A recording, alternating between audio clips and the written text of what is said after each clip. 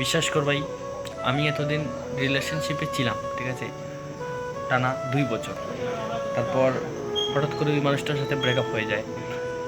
তো ব্রেকআপ হওয়ার পর আমি এখন বুঝতে পারছি, আমি মানে প্রথমে বলতাম ওকে যে ও আমার জীবনে আরও তাড়াতাড়ি কেন আসলো না।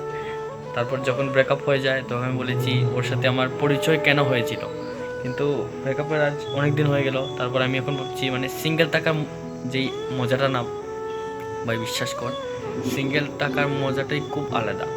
মানে না কোনো টেনশন, না কোনো কল করবে তার চিন্তা, না কোনো মেসেজ আসবে তার চিন্তা, মানে আমি জাস্ট আমি, মানে কোনো কেউ নেই আমার বাবা, এরকম মানে ফিল হয় আর কি ভেতর থেকে। বিশ্বাস কর ভাই, সিঙ্গেল থাকার মজাটাই আলাদা। তুমি রিলেশনশিপে কেন যাও? কার সাথে কথা বলার জন্য, মানে তার জন্য ফ্রেন্ড আছে, তাদের সাথে কথা বলো, টাইম পাস করো, কিন্তু এই রিলেশনশিপে গিয়ে জীবনটা নষ্ট করো না। মানে সিঙ্গেল থাকার মতো মজা না এই দুনিয়ার কোথাও নেই ভাই।